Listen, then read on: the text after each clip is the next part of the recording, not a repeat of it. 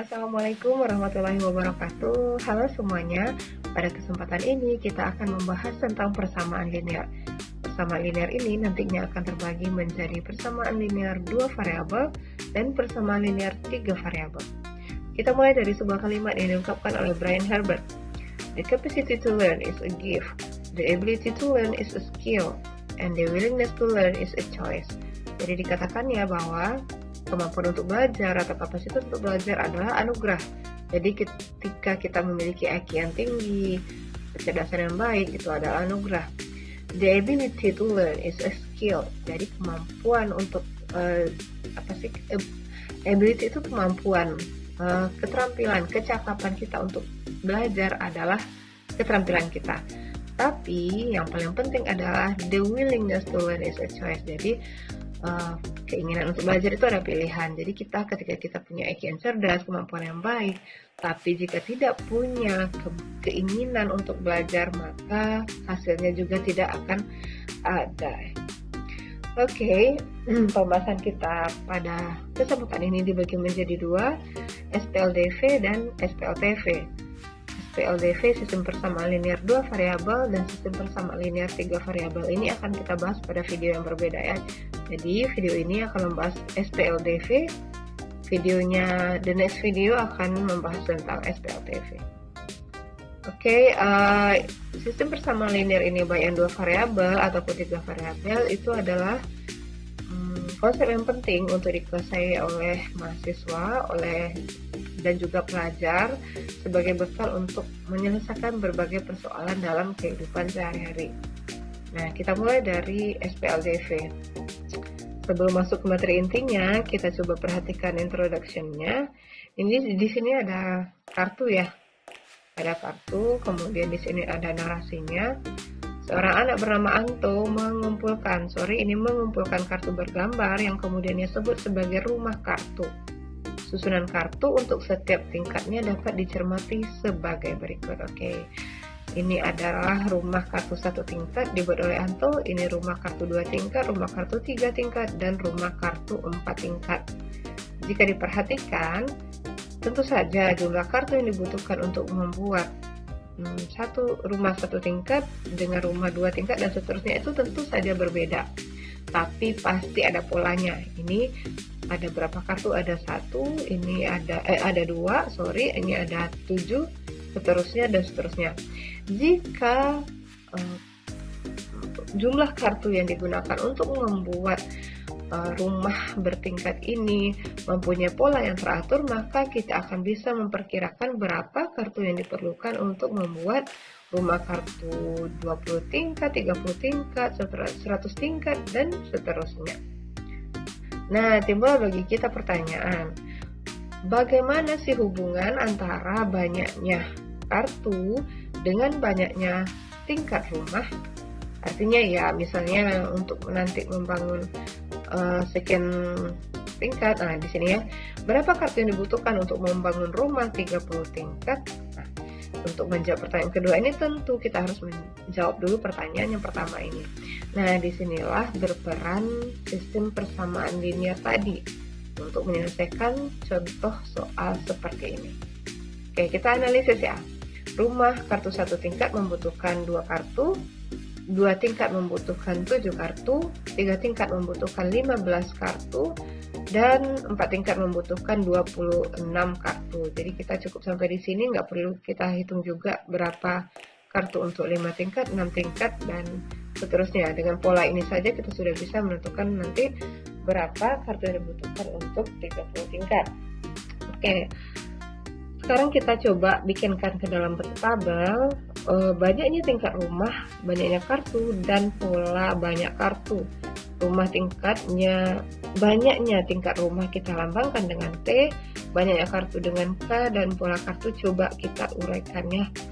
Nah, di sini ada rumah tingkat 1 itu butuh 1, ini dia ya. Kita lihat polanya, ini 2 tingkat itu ada 2 ini, 3 tingkat ini. Di sini banyaknya tingkat kartu, ini 1, 2, 3, banyaknya tingkat rumah ya, banyak tingkat rumah 1, 2, 3, nah ini pola banyak kartunya. Jadi bagaimana cara kita membuat ini? Ya kita uraikan bagaimana cara, kita pikirkan bagaimana caranya agar kita menemukan pola terdekat dari banyaknya kartu dan hubungannya dengan K ini. Nah ini dia ya. Kemudian apa sih hubungan ini? Ya angka ini bagaimana angka awalnya ini? Nah angka awalnya ini berhubungan dengan, coba kita perhatikan ya, angka awalnya itu 1, ini 1, ini 1, ini 1, kemudian ini 2, ini 4, ini 3, ini 9, ini 4, ini 16. Nah kira-kira apa hubungannya? Hubungan antara banyaknya tingkat rumah ini dengan angka yang di sebelah ini, yang ini.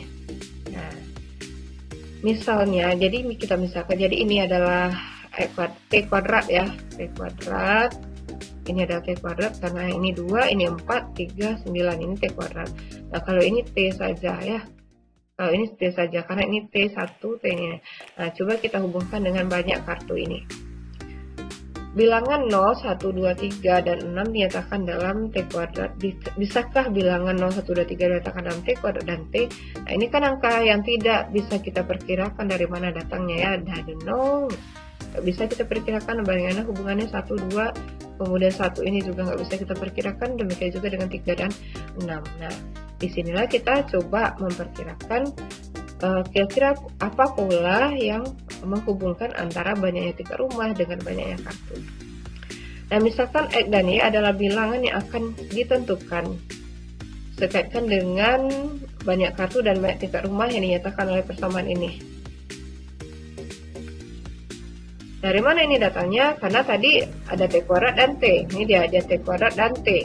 Nah, cuma berapa pengali T kuadrat ini kan kita nggak ketahui ya. Kita lambangkan dengan X saja. Dan kemudian berapa pengali dari T ini kita lambangkan dengan Y. Jadilah persamaan sementara K sama dengan X T kuadrat tambah YT.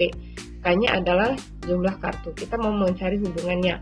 Nanti jika kita sudah ketemu hubungannya, kita akan bisa memperkirakan dari mana ini datangnya. Oke, untuk T-nya sama dengan 1 dan K sama dengan 2, nah kita masukkan ke persamaan ini.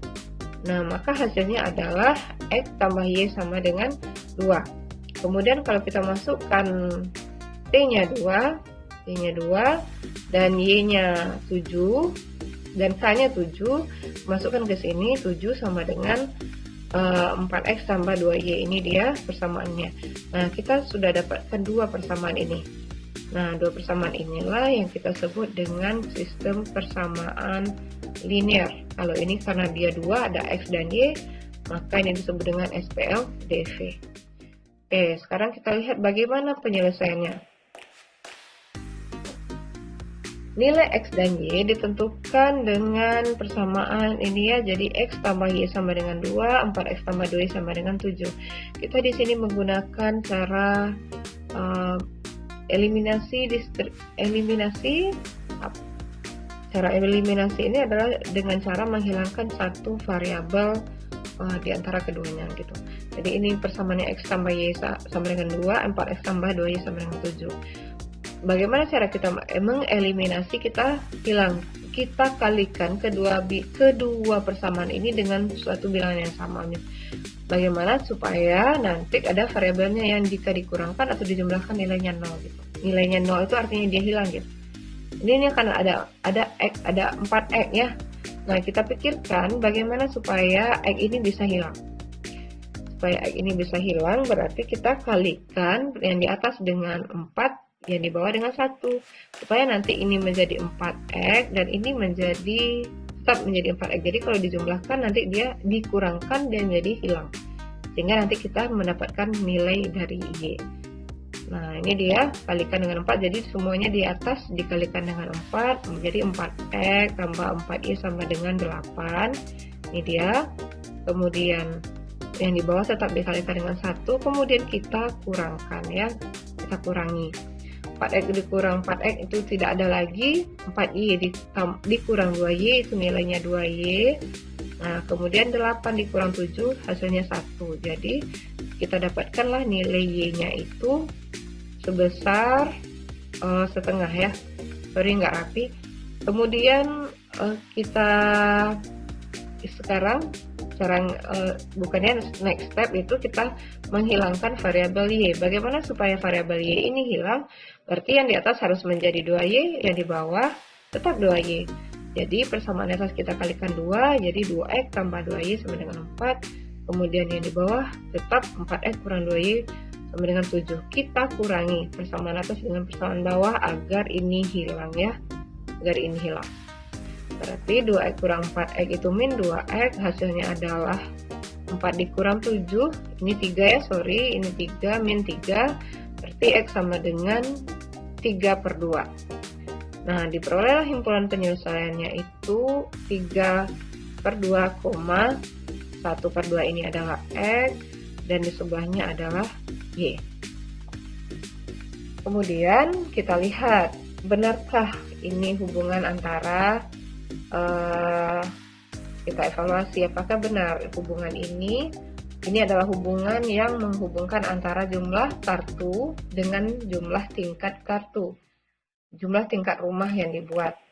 Nah, jadi benar ya pernyataan dari awal, ternyata K sama dengan X kuadrat ditambah Y itu benar jika dimasukkan X-nya sama dengan 3/2 dan Y-nya sama dengan 1.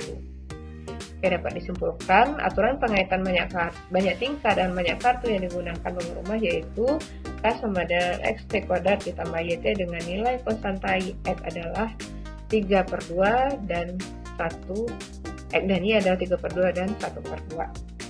Sekarang pertanyaan berikutnya, tentukan banyak kartu yang digunakan untuk membuat rumah kartu dengan 30 tingkat ya. Tinggal kita masukkan K sama dengan 3T, 3/2 T kuadrat ditambah setengah T. Setengah dari 30, ini T-nya T kuadrat. Dapatlah ini 1365. Coba bayangkan jika kita harus menghitung manual dari tingkat 1, 2, 3, 4, 5 sampai 30 tingkat. Ya. Jadi itulah salah satu manfaat kita mempelajari SPLDV. Kita bisa menyelesaikan persamaan-persamaan yang seperti ini. Oke, next. Di sini ada sebuah masalah, sebuah soal ya. Ini nanti akan kalian kerjakan, silakan nanti dikerjakan. Ini tugas pertama, silakan kerjakan dan uploadkan di e-learning. Kemudian kita lihat, kita tadi pengantar ya, baru pengantar, pengertiannya.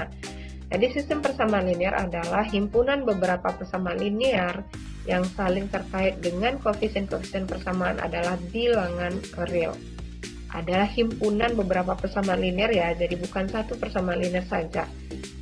Kemudian apa itu SPLDV? Adalah suatu persamaan linear yang memiliki dua variabel. Dua variabel itu contohnya X dan Y, A dan B, R dan S, dan berbagai macam. Jadi bersamaan umum dari sistem persamaan linear itu ada seperti ini ya, A1X tambah B1Y sama dengan C1, A2X tambah B, 2Y sama dengan C2. Jadi lebih dari satu sistem persamaan linear. Kalau cuma yang di atas saja itu baru persamaan linear. Kalau sistem persamaan linear itu lebih dari dua persamaan. Jadi ini ada dua seperti ini.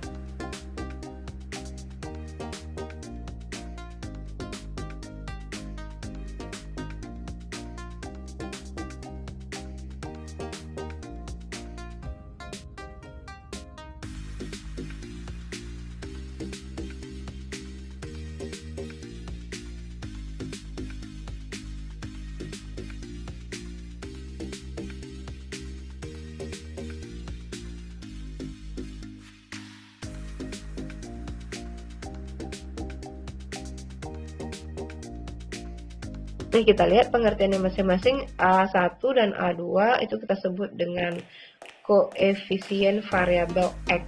Jadi ini bilangan real, koefisien variabel X. Kemudian B1 dan B2 kita sebutnya koefisien variabel Y.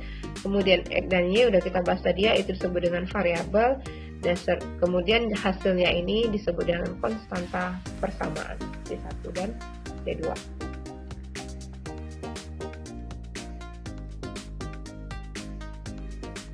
Nah, ini ada dua contoh soal, silakan dikerjakan dan kita akan bahas